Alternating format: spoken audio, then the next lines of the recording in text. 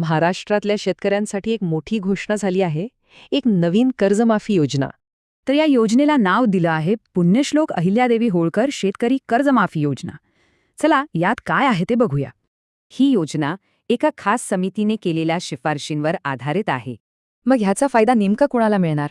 तर सर्वात आधी थकबाकीदार शेतकऱ्यांना. यासाठी पात्र कोण? ज्यांचं 30 सप्टेंबर 2025 पर्यंत पीक कर्ज थकलेलं आहे. अशा पात्र शेतकऱ्यांचं 2 लाख रुपयांपर्यंतचं कर्ज माफ होणार आहे. आणि हो, यात एक इंटरेस्टिंग गोष्ट आहे. जी नियमित कर्ज फेडतात त्यांच्यासाठीही काहीतरी आहे. याचा उद्देश सरळ आहे. जे प्रामाणिकपणे कर्ज फेडतात त्यांना प्रोत्साहन देणं.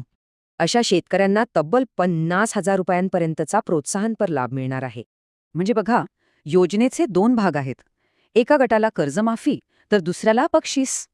पण सरकार फक्त आजचा विचार करत नाहीये. एक मोठा, दूरचा प्लॅन पण आहे.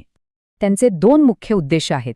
एक म्हणजे बँकिंग व्यवस्था मजबूत करणे आणि दुसरं म्हणजे शेतकऱ्यांना कायमचं कर्जमुक्त करणे.